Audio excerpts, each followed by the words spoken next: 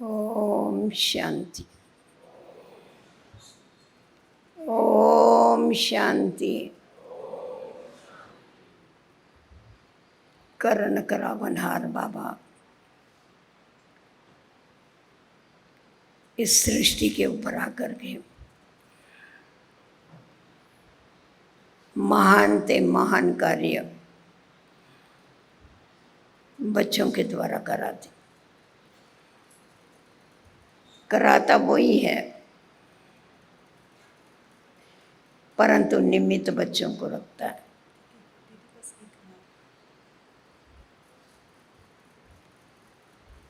तो संगम युग पर करण करावनहार स्वामी बच्चों के द्वारा नई दुनिया की स्थापना करता है। बाबा कहते मीठे बच्चे, मैं अकेला इस सृष्टि पर नहीं आता हूँ, परंतु मैं बच्चों सहित आता हूँ। इसीलिए ब्रह्मा को सहस्त्र भुजा हजार भुजाएं बताते हैं। शिव बाबा तो निराकार है, बछड़े वाल तो है, परंतु वो आत्माओं का पिता है। जीव आत्माओं का पिता आदिदेव ब्रह्मा होने के कारण उसको इतनी भुजाएं अर्थात इतने मददगार बताते। भुजा का मतलब ही होता है मददगार। कभी कभी हमें जो बहुत मदद करने वाले होते हैं, अगर वो कारण या कारण कहाँ चले जाते हैं या उनका शरीर छूट जाता है तो हम कहते हैं अरे हमारा ये तो हाथ ही कट गया। हाथ नहीं कटता है, पर जितना हमारा हाथ काम देता है उतना वो हमें हमेशा मदद करते। मैं समझती हूँ यहाँ जो भी बाबा के बच्चे बैठे हैं सब बाबा के राइट हैंड है, क्योंकि राइट हैंड के द्वारा ही राइट कार्य होते। चाहे दान पुण्य करें, चाहे भोजन खावे, चाहे लिखने का काम करे, चाहे ईश्वर की तरफ इशारा करे, सब कुछ राइट हैंड से करे। तो बाबा ने हम बच्चों को आकर के अपना राइट हैंड बनाया, तो हमें सदैव ये याद रहे कि हम बाबा के राइट हैंड हैं। इसीलिए हमारे द्वारा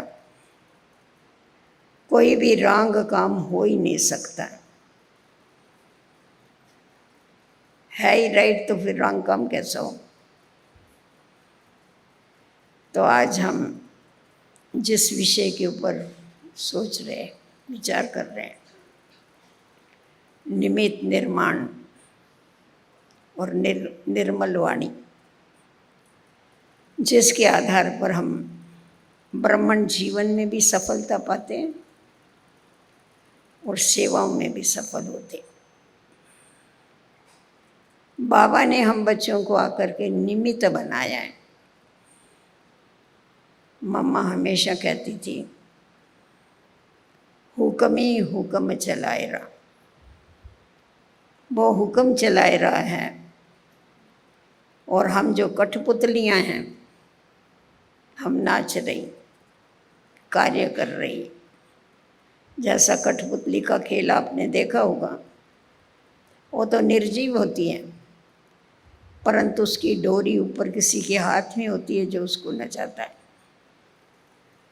तो हम सभी को भी जो सेवाओं में नचा रहा है वो है। बाकी हम कठपुतलियाँ बन करके उसके डायरेक्शन के अनुसार सारा कार्य करते। थोड़ी सी विचार करने की बात है कि भक्ति मार्ग में भगवान भक्तों की मनोकामनाएं पत्थरों के द्वारा भी पूरी करता है, साक्षात्कार कराता है, या जो भी भावना रखते उसका भाड़ा देता है। वो तो पत्थर है, हम तो चैतन्य मनुष्य। बलिहारी पत्थरों की नहीं होती है, बलिहारी हमारी नहीं है, उसकी है। अगर चलते चलते ये भान आता है कि हम करते हैं, तो ये माया को आने के लिए दरवाज़ा खोल देती है। करण करावनहार स्वामी कभी भी भूले नहीं, सदैव वो याद रहे, तो जीवन में सदैव सफलता ही सफलता। हम बाबा के बच्चे, बाबा ने हमें जन्म क्यों दिया? बाबा कहता है तुम बच्चों को मैं ब्राह्मणों को जन्म इसीलिए दिया कि तुम्हें यज्ञ की संभाल करनी है, तुम्हें यज्ञ चलाना है, तुम्हें सारी सृष्टि की आहुति इसमें डलवानी है, और तुम बच्चों को पुरानी दुनिया से नई दुनिया लानी। तो बाबा ने जब हम बच्चों को निमित्त बनाया तो हम सब हो गए खुदाई खिदमतगार, गॉडली सर्वेंट कहो, सेवाधारी कहो। बाबा हमेशा कहते थे अपने को कभी भी सेवाधारी नहीं कहना, ईश्वरीय सेवाधारी कहो, गॉडली सेवाधारी कहो। सिर्फ सेवाधारी कह दिया, सिर्फ खिदमतगार कह दिया, खिदमतगार माना भी मददगार, सिर्फ खिदमतगार कह दिया तो खिदमत में से तो तुमने खुदा को जुदा कर दिया। इसीलिए खिदमत किसकी खिदमत कर रहे हैं? हम किसी मनुष्य के सर्वेंट नहीं, हम किसी मनुष्य को मदद नहीं कर रहे, हम खुदा को मदद कर रहे हैं जो सर्वशक्तिवान है। देखो कितना बड़ा भाग्य है हमारा भक्ति मार्ग में। भगत भगवान को कहते हैं, कभी कहते हैं हमको फलाने काम में मदद कर डालो, कभी कहेंगे फलाने काम में मदद कर डालो। सदैव भगवान से मदद मांगते रहते, परंतु यहाँ पर हम देखते हैं एकदम उल्टी बात है। यहाँ बाबा हम बच्चों से मदद मांगते कि तुम बच्चे मेरे मददगार बन जाओ, तुम बच्चे निमित्त बन करके नई दुनिया लाओ, क्योंकि राज तुमको ही करना है, इसीलिए तुम्हारे द्वारा ही वो स्थापन होना। तो हम देखते हैं दो प्रकार की सेवाएं हैं। एक है याद में रह कर के सेवा करना, और दूसरा है सेवा में रह कर के याद करना। बाबा ने हम बच्चों को सिखाया है तुम्हें जो भी सेवाएं करनी है, कर्मणा सेवा करो, वाचा सेवा करो, जो भी सेवा करनी है बाबा की याद में रह कर के पीछे सेवा करो। साकार बाबा के महावाक्य आप लोगों को याद हो गए। बाबा हमेशा कहते थे कि बच्चे, तुम बच्चे जब सेवा करते हो, बहुत अच्छी वाणी चलाते हो, क्लासेस करते हो, भाषण करते हो, ज्ञान की तलवार तो चलाते हो, परंतु उस तलवार में जोहर का, जोहर का मतलब धार। तो ज्ञान तलवार में जो धार चाहिए, अगर उस तलवार में धार नहीं होगी तो तलवार का काम नहीं करती, लकड़ी का काम करे। तो योग के द्वारा वो शक्ति आ जाती है जिससे अनेक आत्माएं प्रभु का बन सकती। इसीलिए हमें हमेशा इस बात का ध्यान रखना है कि हम जो भी सेवा करते हैं वो हमें बाबा की याद में रह के पीछे सेवा करनी है, क्योंकि हम कर्म योगी है, कर्म तो जरूर करना है। परंतु कभी कभी हम बच्चे भूल करके याद में रह के सेवा करने के बजाय सेवा में रह कर के बाबा को याद करते। सेवा करते करते हम सेवा कॉन्शियस हो जाते हैं और बाबा भूल जाता है।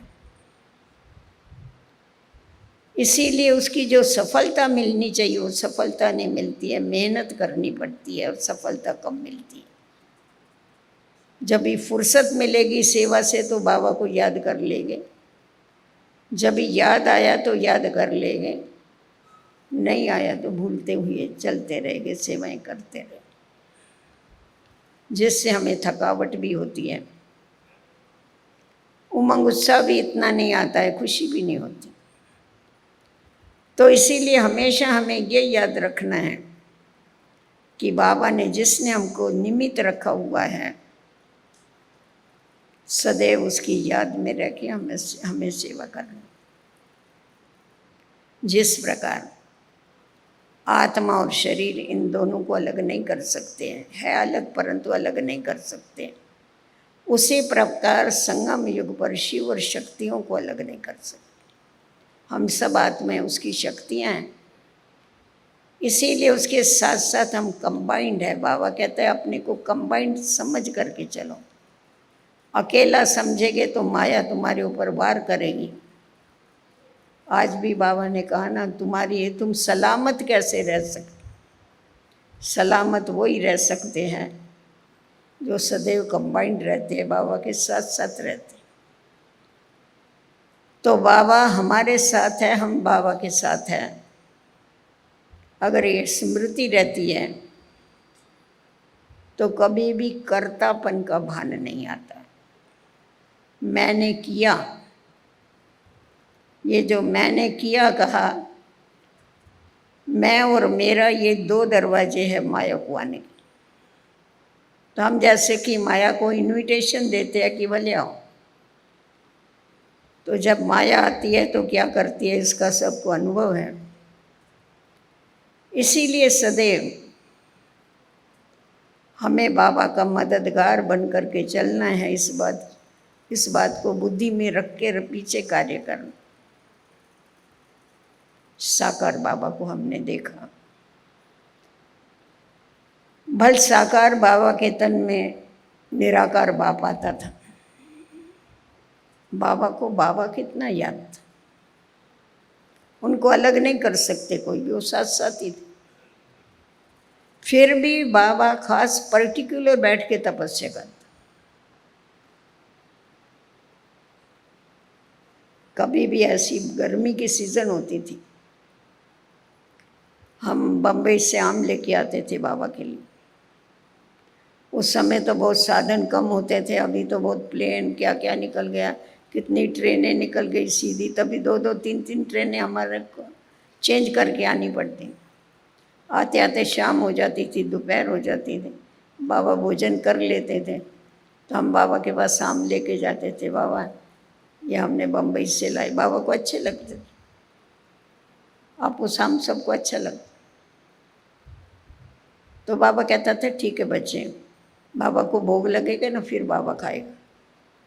तो हम कहते थे क्यों, आपके तन में तो बाबा आता है, भोग तो लग गया ना, आपने खाया तो भोग लग गया। बाबा कहता था नहीं, जो हमको खिलाता है हमको पहले उसको खिलाना है। देखो कितनी ऊंची बात है। बाबा कभी भी कोई भी नया फल आएगा कभी मुख में नहीं डालता था जब तक बाबा को भोग नहीं लगा। और कोई भी बात होती थी तो बाबा कहते थे कि बाबा से पूछते। तो हम तो छोटे छोटे थे तो ऐसा लगता था बाबा से पूछना, कौन से बाबा से पूछेगा, उसके अंदर बैठा है कभी पूछेगा बाबा से। पर बाबा की खास संदेशी थी हमारी विश्व रतन दादा की लौकिक में पत्नी थी वो, लौकिक जीवन। तो क्या नाम था, मेरे को नाम भूल गया उसका। हाँ नहीं, क्या बोला, संतरी नाम था उसका। नहीं नहीं, हाँ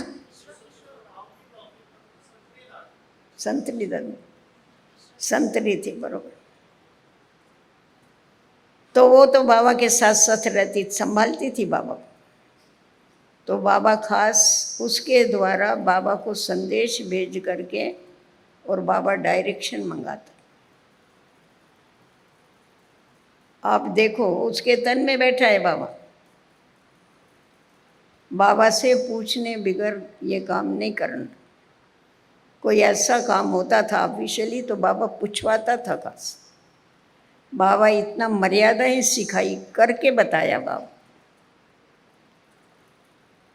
फिर बाबा ने बच्चों को याद का चार्ट पक्का रहे, सदैव बाबा याद रहे। तो बाबा कहते थे, बच्चे एक दो को हमेशा बाबा की याद दिलाओ, पूछो शिव बाबा याद है। मेरे से भी पूछ सकते हो, शिव बाबा याद है। अरे मैं भी भूल जाता हूँ, भोजन खाते खाते मैं भी भूल जाता हूँ, काम करते करते मैं भी भूल जाता हूँ, मेरे से भी पूछ। अभी वो भूलता नहीं था, हमें मालूम है, परंतु बाबा बच्चों को हल्का करने के लिए खास ये ध्यान खिंचवाता। तो निमित्त भाव निर्माणता लाता है, निमित्त भाव निरंकारिता लाता है। अगर निमित्त भाव नहीं है तो दो कमियां आती हैं। एक अहंकार आता है, अभिमान आता है, कर्तेपन का अभिमान, और दूसरा है अपमान। क्योंकि जिसमें अहंकार ज़्यादा होता है, अभिमान होता है, उसको थोड़ी थोड़ी बातों में अपमान की फीलिंग होती। अरे मेरे को क्या बोला, मेरे को क्या समझा, है कुछ भी नहीं, परंतु समझे कि मैं बहुत बड़ा हूँ। इसीलिए बाबा ने हमेशा ये पक्का कराया कि हम सब बाबा के बच्चे हैं, ये सब कुछ बाबा का है। कोई भी बात होती थी तो बाबा हमेशा ही कर रहे हैं, ये यज्ञ बाबा, ये बच्चे बाबा के, ये कार्य बाबा। कभी भी बाबा ने ये नहीं कहा मेरा। जब भी बाबा के साथ ब्रह्म भोजन करते थे, सभी ऐसा बैठते थे, बाबा सामने बैठते थे, बाबा मम्मा सामने बैठते थे, ऐसा सामने बैठते थे, हम लोग गोल करके बैठते। तो बाबा उस समय पर कहता था, शिव भोलेनाथ के भंडारे का ब्रह्मा भोजन शिव बाबा को याद करके स्वीकार करो। भंडारा शिव बाबा का, शिव भोलेनाथ का है ब्रह्मा भोजन, परंतु किसका है? उस समय भी ये याद कराता था, ये शिव भोलेनाथ का ब्रह्मा भोजन स्वीकार। मतलब इतना बाबा को ये पक्का था कि ये सब कुछ करण करावनहार स्वामी वो है, वो सब कुछ करा रहा है। बाबा ने कभी भी, बाबा के अंदर ये निमित्त अहंकार नहीं आया, कर्तापन का भान नहीं आया, मेरापन नहीं आया।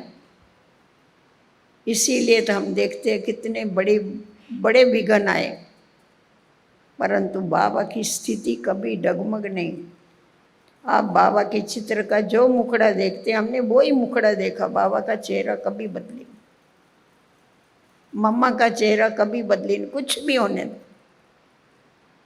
कोई भी परीक्षाएं आने दो, कुछ भी होने दो, परंतु बाबा बड़ा आनंद में रहता था। क्यों? क्योंकि उसने मेरा नहीं समझा था, उसने अपने को निमित्त समझ के चला। तो निमित्त समझने से ही जीवन में सफलता। अगर निमित्त नहीं है तो निर्माणता नहीं आ सकती है, अर्थात झुक नहीं सकती।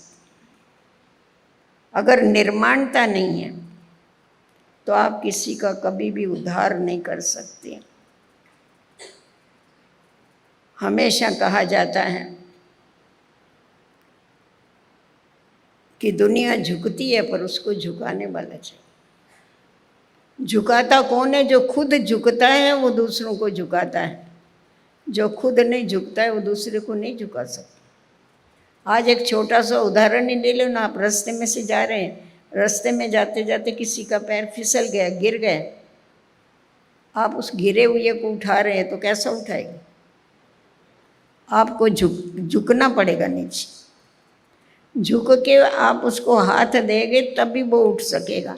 आप टाइट होके ऐसे ही देंगे तो नहीं उठ सके। तो इसीलिए सब आत्माएं विकारों के गर्त में गिरी पड़ी हैं, उनको उठाने के लिए झुकना है।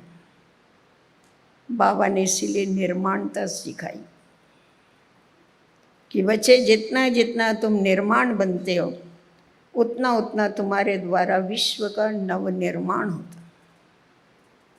अगर निर्माणता नहीं है तो विश्व का नवनिर्माण भी नहीं कर सकते, क्योंकि हमें रियल गोल्ड बनना है। रियल गोल्ड वही होता है, रियल गोल्ड ऐसा होता है वो मोल्ड हो सकता, झुक सकता है, आप कैसा भी बनाओ उसको बन जाएगा। और रियल गोल्ड के गहने नहीं बनाते। अगर समझो बैंगल बनाई रियल गोल्ड की, ऐसा किया तो वो तो ये हो जाएगा। तो इसीलिए बाबा ने हम बच्चों को कहा कि तुम्हें रियल गोल्ड बनना है, इसीलिए तुम्हारे को क्या करने का है, निर्माण जरूर बनना। निर्माणता के साथ साथ एडजस्टमेंट करने की पावर आती, वो शक्ति आती है, संस्कारों को मिलाने की ताकत आती है। निर्माणता होगी तो सरल स्वभाव हो जाएगा, सबके साथ मिलकर के चल सकेंगे। ऐसा नहीं हम इसके साथ नहीं मिल के चलते। आज झगड़े क्यों होते हैं? क्योंकि आपस में संस्कार मिलते नहीं। हम बाबा को देखते थे, बाबा के संस्कार, बाबा का नेचर जैसा मक्खन जैसा था, सबके साथ मिला हुआ, बच्चों के साथ बच्चों जैसा, बड़ों के साथ बड़ों जैसा। इसीलिए सबके दिल से यही निकलता था, मेरा बाबा। तो निर्माणता वो चीज़ है जो हमारे नेचर में सरलता, और जब सरलता आती है, सबके साथ मिलकर के चलते हैं तो लोकप्रिय बनते। लोकप्रिय बनेंगे तभी प्रभु प्रिय बन सकते, ये ध्यान में रखना। परंतु अगर अकड़ होगी, अहंकार होगा, निर्माणता नहीं होगी, तो आप सामने वाले के जीवन में परिवर्तन ला नहीं सकते। क्योंकि बाबा ने प्रैक्टिकल में हम बच्चों को करके बताया है कि जैसा कर्म हम करेंगे हमको देख करके और करने वाले। इसीलिए तुम्हें खुद कर्म करके बताना है, जो औरों के आगे तुम एग्जाम्पल बन सको। जब तक हमारी नेचर सरल नहीं है, सिंपल नहीं है, तब तक एग्जाम्पल नहीं बन सकते। दो प्रकार की नेचर होती है, एक सड़ी हुई नेचर होती है, एक सरल नेचर होती है। सड़ी हुई नेचर हमेशा चिड़चिड़ चिड़चिड़ करते रहें, खुद को भी तकलीफ, दूसरों को भी तकलीफ देते रहेंगे। दो प्रकार के मनुष्य होते हैं। एक प्रकार के वो मनुष्य होते हैं जो आते हैं तो सब बहुत खुश होते हैं, बहुत अच्छा। दूसरे प्रकार के वो मनुष्य होते हैं जब वो जाते हैं तभी बहुत खुश होते हैं, अच्छा हो गया, चला गया, भला गया। तो अपनी नेचर को ऐसा बनाना चाहिए जो हम कहाँ भी जावे तो सामने वाले खुश हो गए, ऐसा नहीं अच्छा हुआ चले गए, गए काम उधर। तो इसीलिए हमारी नेचर हमेशा सरल बने, निर्माण बने। क्योंकि जैसा जैसा वृक्ष को फल लगता है तो वो झुकता है। हमारे पास क्वीन मदर थी, मनमोहिनी दीदी की लौकिक में माँ, वो सबको एक टीचर्स को एक पाठ पक्का कराती थी। उसको हिंदी नहीं आती थी, वो ज्ञान नहीं सुनाती थी, कुछ नहीं करती, पर उसको बाबा भी क्वीन मदर बोलता। मर मर झुक झुक सिख सिख, सिंधी में ही बोलती थी, मरो मरो झुको झुको सीखो सीखो।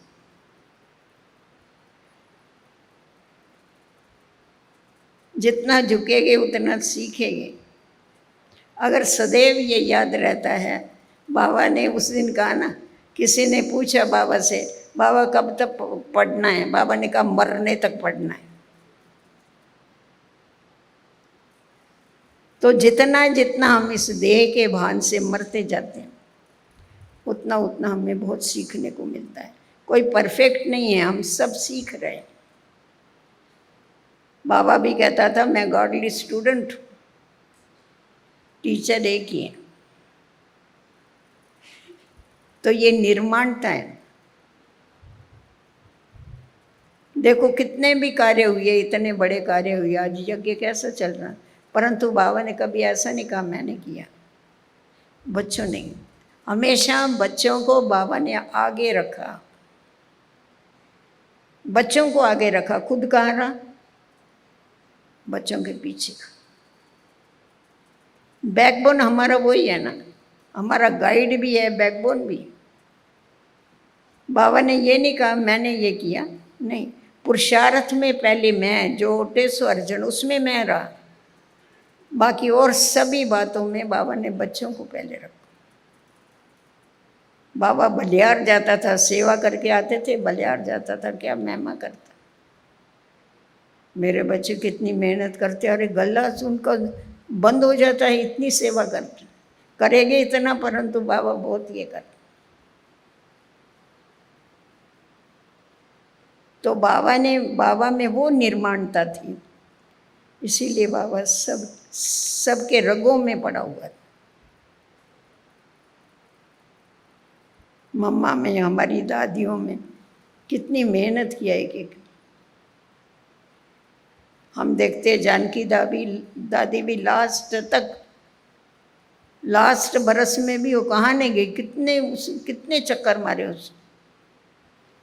तो हमको बहुत ख्याल होता था, क्योंकि मैं पहले दादी जानकी के पास रहती थी, बाबा ने मेरे को वहाँ भेजा, तो इसीलिए हमारा थोड़ा ज़्यादा मतलब आपस में बहुत कनेक्शन। तो मैं बोलती दादी क्यों आप इतनी बड़ी आयु में काय को मेहनत कर रहे, हम लोग है ना, हम जाएंगे ना। दादी नहीं, मेरे को जो बाबा ने दिया है वो मुझे सबको देना।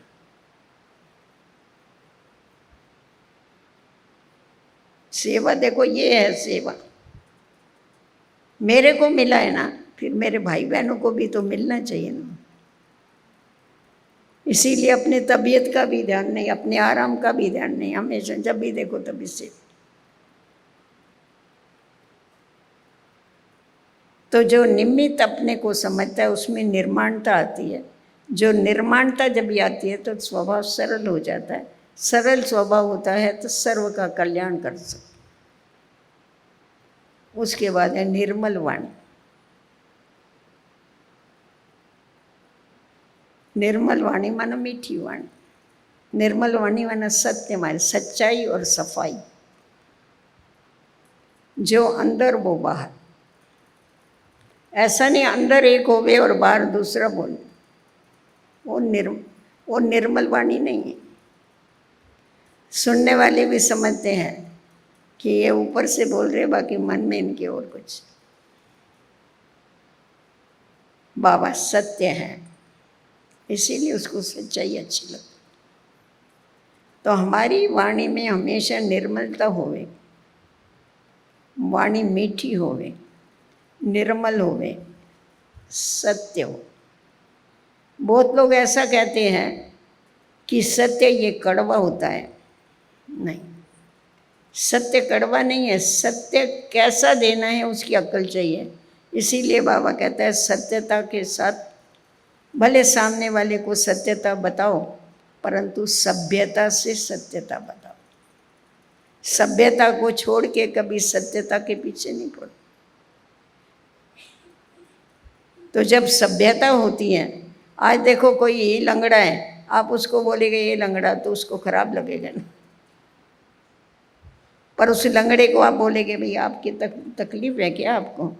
हाँ, हम बहन जी ना जन्म से हमारे को एक टांग है ही नहीं, और ही मान लेगा आपको। तो बाबा ने ये सिखाया, जूता मारो पर मखमल का जूता मारो, जो लगना नहीं चाहिए उसे।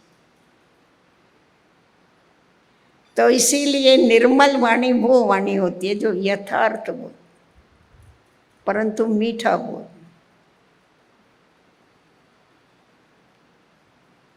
मम्मा थी अपनी, मम्मा की वाणी कितनी निर्मल थी।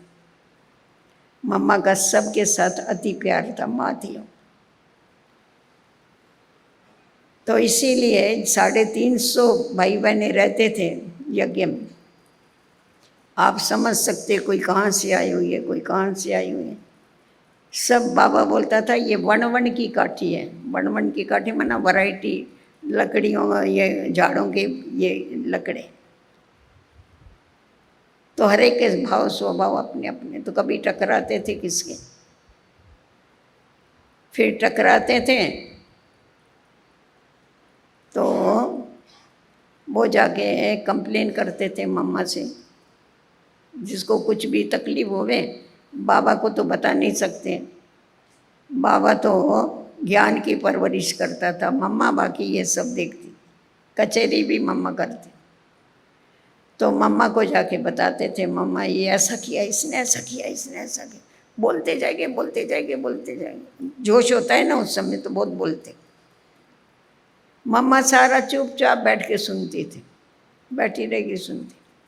फिर पूरा हो जाएगा, फिर बोलेगी अच्छा अभी ये बताओ, तुमने उसके सारा बताया कैसा करता है, उसके संस्कार कैसे हो तो बताए तुम।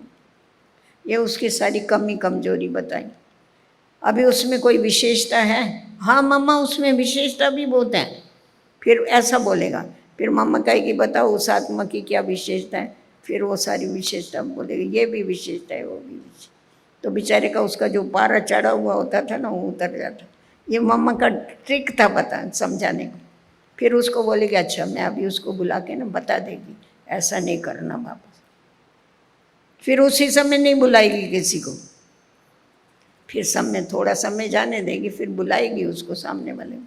फिर उसको बैठ करके थोड़ा क्लोरोफार्म सुंगाएगी कि तुम बहुत अच्छा है, तेरे में ये विशेषता है, ये विशेषता है, ये विशेषता सुना करके फिर लास्ट में उसको बताएगी देखो तुम बहुत अच्छे हो, पर तुम्हारे अंदर ये जो कमी है ना जिसके कारण तुम्हारे साथी नाराज रहते, ये निकाल डालो।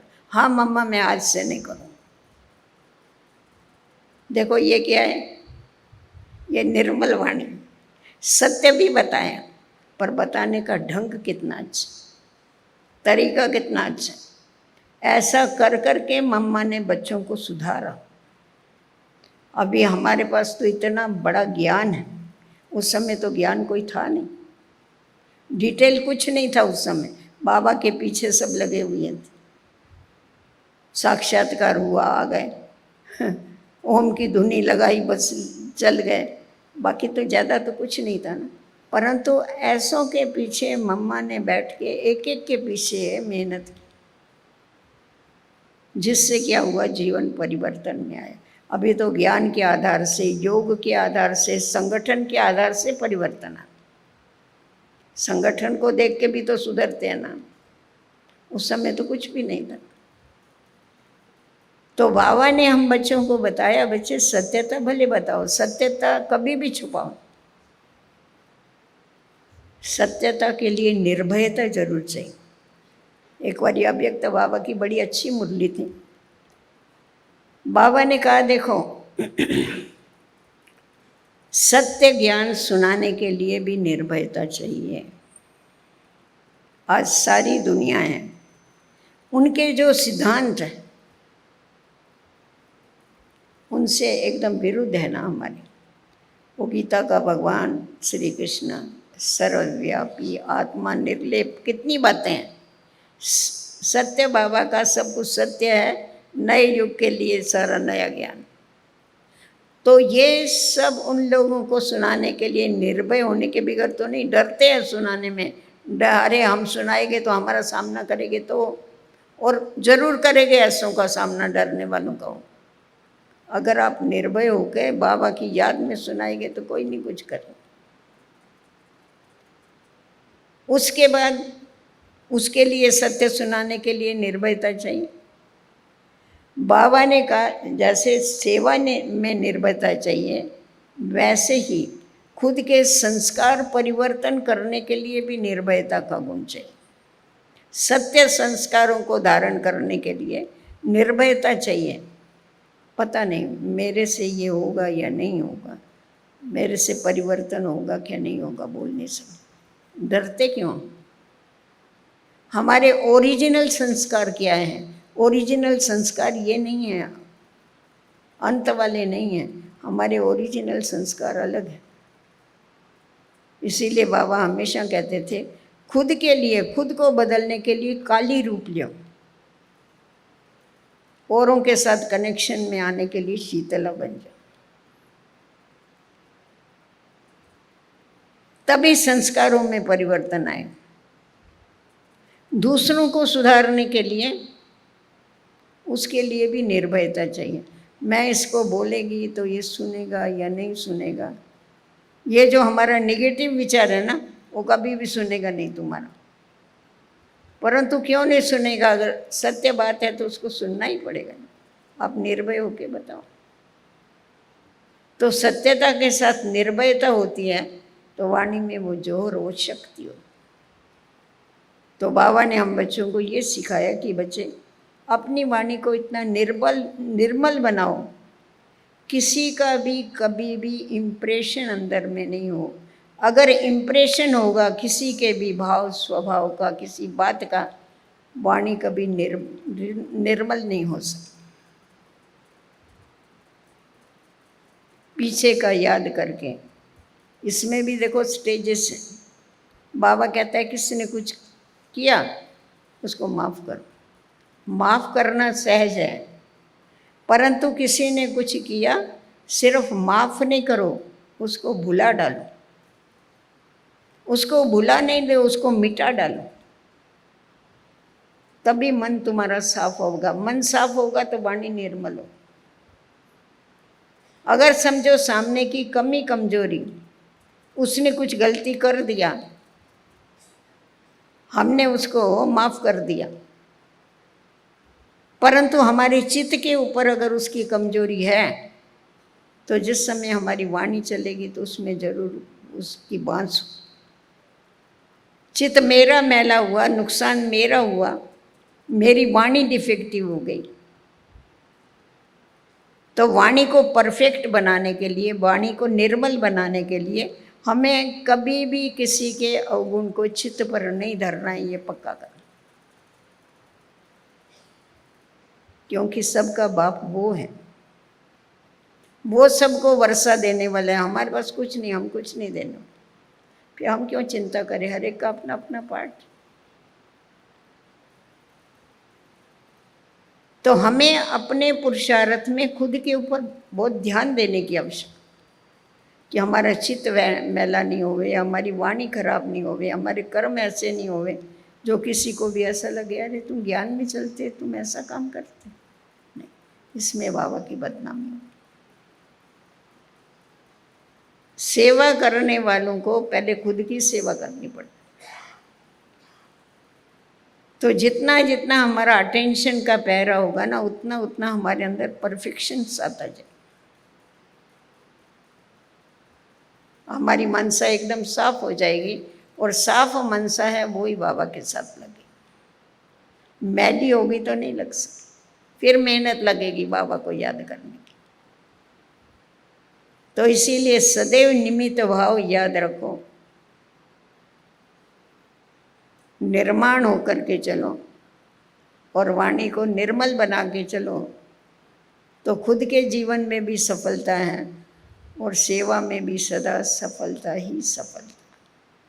उसके लिए क्या करना है? कुछ नहीं करना है हम लोगों को।